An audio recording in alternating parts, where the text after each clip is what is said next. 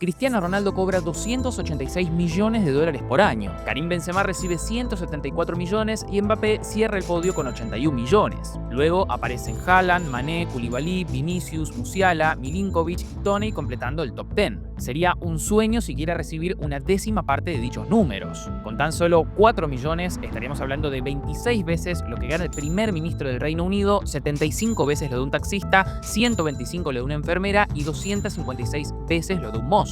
Pero, ¿qué tan probable es que suceda realmente? Según estudios realizados en Inglaterra, solo el 0,012% de los niños que practican el deporte de manera organizada llegan a la Premier League. Estamos hablando de 1 cada 8.333. Y aquellos que lo logran no necesariamente tienen el resto de su vida asegurada. Por eso nos propusimos entender a fondo cuál es el camino al estrellato futbolístico, qué representa a nivel económico y cómo cambió este proceso en el último tiempo. Según FIFA, en 2006 se registró que unas 265 millones de personas jugaban al fútbol a nivel global. Además, en 2023 declararon que había 128.694 profesionales repartidos en 3.986 clubes. Haciendo el supuesto conservador de que la cantidad de practicantes se mantuvo estable, significa que un individuo vive de este deporte por cada 2.000 que lo juegan. Obviamente, esto no quiere decir que todos ellos aspiraban a hacerlo, pero nos sirve para tomar dimensión de los números. Eso sí, ser futbolista y el camino necesario para llegar a ese punto puede ser muy diferente dependiendo de la región del mundo de la que estemos hablando. Por dicha razón, permítanos comenzar con Inglaterra, un país sobre el cual tenemos mucha información disponible y nos ayudará a sentar las bases. Allí, como bien dijimos al inicio, se sabe que alrededor de 1,5 millones de niños entrenan de manera registrada, es decir, que están afiliados a un club, a una liga escolar, un torneo barrial o cualquier otro sistema. Ahora bien, la primera pregunta es, ¿cuál es el siguiente paso si ese pequeño tiene aspiraciones de vivir del deporte? Hoy la respuesta está más clara que nunca: ingresar a una academia. Es virtualmente imposible conseguir un contrato profesional sin antes haber pasado por estas instituciones formativas. Actualmente, todas ellas son reguladas de manera conjunta por la Asociación de Fútbol de Inglaterra, la Premier League y la English Football League, operando bajo el plan llamado Elite Player Performance Plan, también conocido como EPPP. Al momento de grabar este video, en el territorio inglés existen entre 90 y 100 academias divididas en 4 categorías de acuerdo a la relevancia y nivel, siendo la número 1 la de mayor jerarquía. Estas son gestionadas directamente por los clubes, siendo los de la Premier League quienes poseen las más avanzadas. Aquí estamos hablando de la elite absoluta respecto a fútbol formativo. El presupuesto anual mínimo requerido para una de categoría 1 son 2,5 millones de libras, que representan unos 3,33 millones de dólares. Las instalaciones del Manchester City, por ejemplo, costaron más de 200 millones de libras y cuentan con 80 habitaciones para alojamiento a nivel hotel 4 estrellas, un mini estadio de 7.000 asientos y hasta un campus educativo propio llamado Connell College. Ya volveremos al tema de formación extrafutbolística.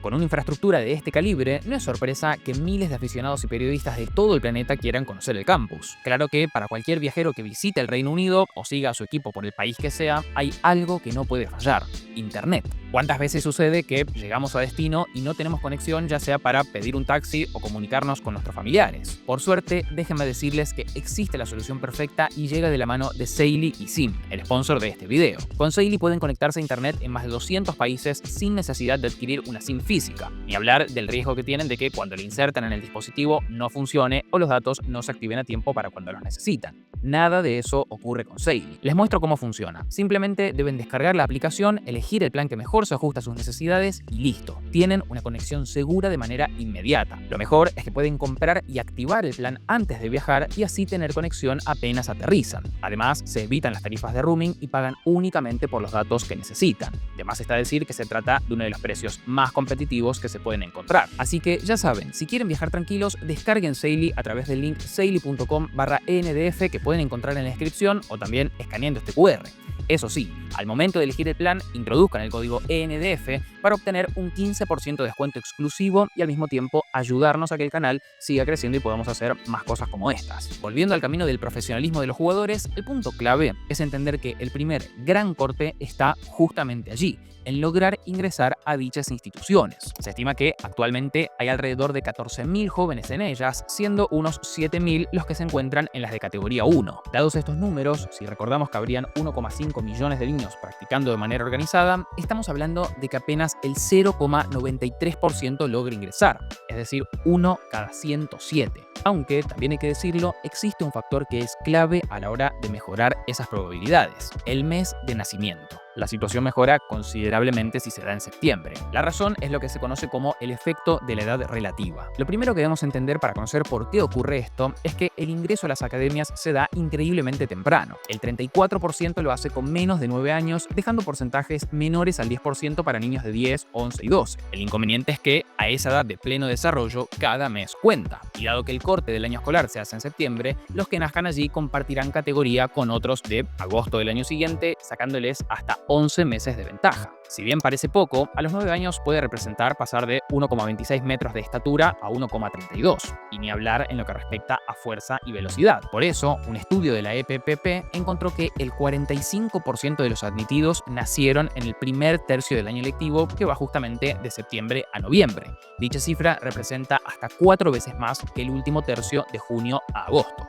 Una verdadera locura. Saliéndonos por un segundo del proceso de admisión en Inglaterra, notaremos que otros países como España presentan porcentajes similares en lo que a interesados respecta. En 2017 se registraron 524.100 federados al fútbol base. Al mismo tiempo, se reportaron unos 8.000 jóvenes dentro de las academias de los clubes. Este número es comparable a los 14.000 de Inglaterra. Por lo que, si hacemos la cuenta, notaremos que el 1,7 de los que están en fútbol base terminan en el sistema formal juvenil. Otras regiones del mundo, como Sudamérica, también muestran un interés similar o incluso mayor. Lamentablemente, dado que en estos casos los procesos para arribar a las academias y categorías inferiores suele ser más diverso, no tenemos datos exactos para calcular los porcentajes. Lo único que sí está claro en la mayor parte del mundo es que cada vez más personas desean ser jugadores. Según encuestas de ADECO realizadas a niños y niñas de España de entre 4 y 16 años, mientras que en 2008 el 17,1% declaraba que soñaban con ser futbolista, la cifra aumentó al 25,1% en 2019. No quiere decir que todos ellos terminen intentándolo, está claro, pero la intención es más que evidente. El problema, como probablemente ya sepan, es que la cantidad de clubes contratando atletas no está creciendo al mismo ritmo. Seguirá habiendo una única Liga Nacional de Primera División y esta continuará con 20 equipos. No ocurrirá que aumente a 200, permitiendo así contratar a 10 veces más jugadores. O al menos,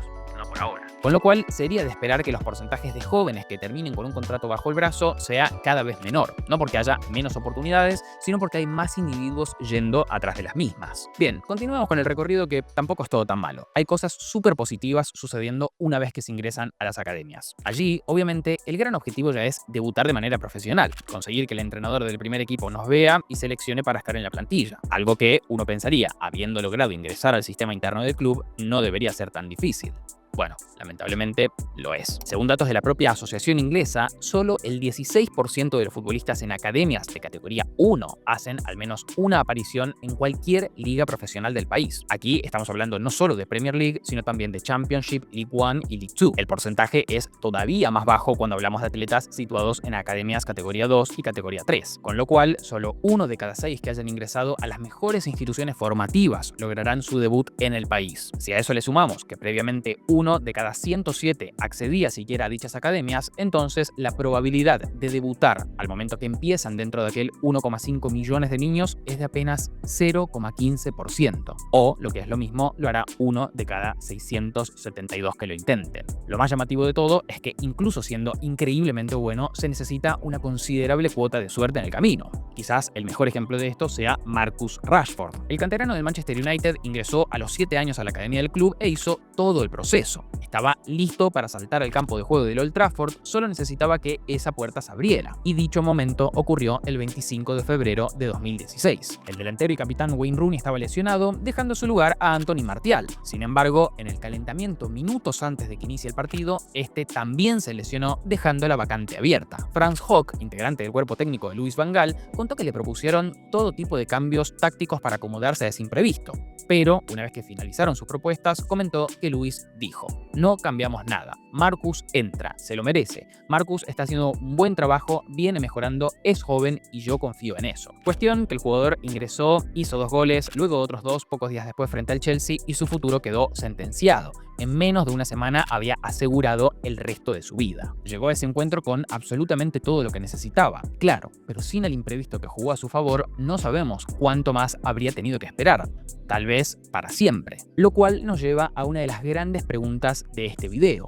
¿qué ocurre con aquellos jóvenes que apostaron por una carrera como futbolistas y no llegaron? No me refiero a los que de niños querían pero rápidamente lo desestimaron, sino a los que estuvieron en las academias hasta el final y fueron relegados en las últimas instancias. Hace un tiempo atrás, la respuesta corta era que no pasaba nada.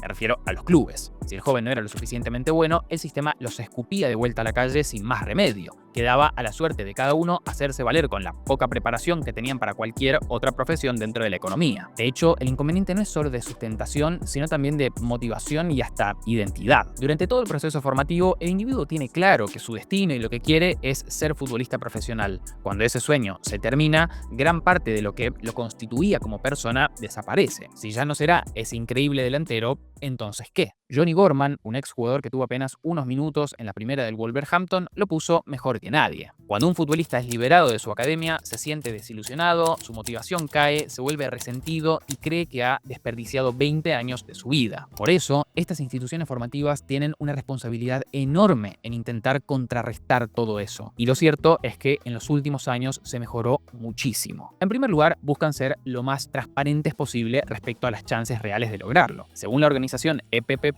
el 77% de los padres de jóvenes que están en dichas instituciones tienen expectativas moderadas a altas de que sus hijos se conviertan en jugadores profesionales. Luego de que se deja claro la baja probabilidad, el trabajo pasa a ser ayudarlos a desarrollar otras habilidades para que, en caso de que no lo logren, tengan un plan B. Tal es así que, en Inglaterra, el 100% de las academias están obligadas a contar con una estrategia clara de transición para aquellos que sean liberados. El compromiso incluye dar apoyo por hasta 3 años luego de esa desvinculación. A raíz de estos cambios, en 2023 prácticamente el 20% de los jóvenes que estaban en dichas instituciones habían terminado cursos oficiales a nivel nacional enfocados en habilidades como economía, ingeniería, computación y demás. Neil Saunders, director de fútbol de la Premier League, dijo: "Los jóvenes jugadores ahora están alcanzando calificaciones por encima del promedio nacional", refiriéndose a los exámenes estándar que suelen tomarse a los 16 años. Freddie Champion, por ejemplo, fue un integrante de las academias del Chelsea y el Tottenham, pero una vez que terminó el proceso, estudió medicina y ahora oficia de médico residente. Otros, como fue el caso de Joel Bonner de la Academia de Liverpool, se convierten en analistas de fútbol. Lo cierto es que estas iniciativas no son exclusivas de Inglaterra. Actualmente, la mayoría de los planes de desarrollo deportivo serios alrededor del mundo ofrecen cierto tipo de formación paralela. Solo basta con recordar lo que comentamos acerca de Independiente del Valle de Ecuador, donde incluso quienes se convierten en futbolistas profesionales deben completar sus estudios. Finalmente, una salida intermedia que se está dando cada vez más es acceder al sistema universitario mediante becas deportivas, principalmente al de Estados Unidos. Jugadores que no llegan a dar el salto a primera división en Europa tranquilamente pueden alcanzar esos contratos para representar a dichas organizaciones deportivamente y a la vez estudiar una carrera. Don Dwyer, por ejemplo, era canterano del Norwich City hasta que fue liberado. Entonces viajó a Estados Unidos, pasó 2 años en la Universidad Tyler Jr. de Texas para luego mudarse a la de South Florida y continuar formándose. Lo interesante es que, estando allí, apareció la oportunidad del profesionalismo de la mano de una franquicia de la MLS. El Sporting Kansas City le ofreció su primer contrato y en 2015 cobró nada menos que $300.000. Actualmente se estima que hay más de 600 británicos al año, entre hombres y mujeres, que cruzan el Atlántico para buscar becas de estudio relacionadas al fútbol. Quienes no opten por ese camino, pero aún quieran consolidar sus intenciones de ser jugadores profesionales,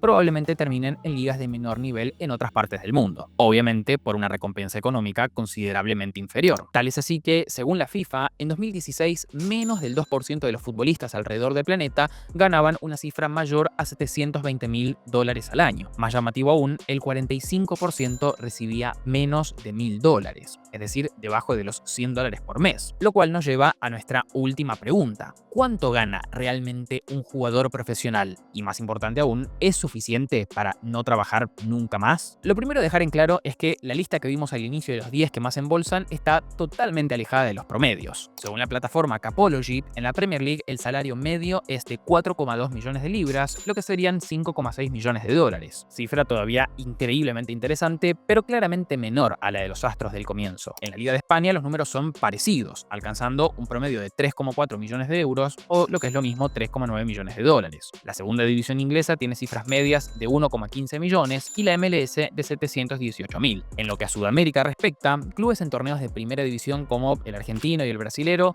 pueden ofrecer salarios desde menos de $20.000 al año hasta cifras que superan los 4 millones para las grandes figuras. Noten que, aún en los casos más bajos, estamos hablando de números por encima de los del resto de la economía. El único gran problema es que no pueden jugar hasta los 65 como lo haría cualquier otro trabajador.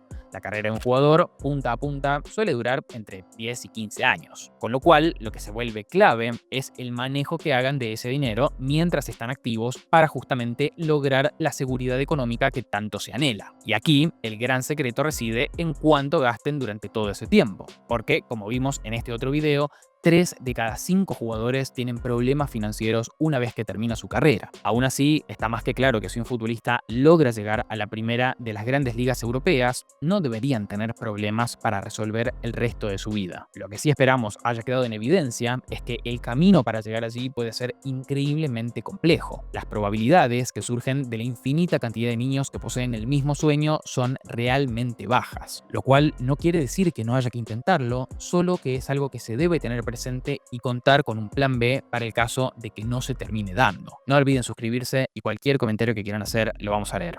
Nos vemos la próxima.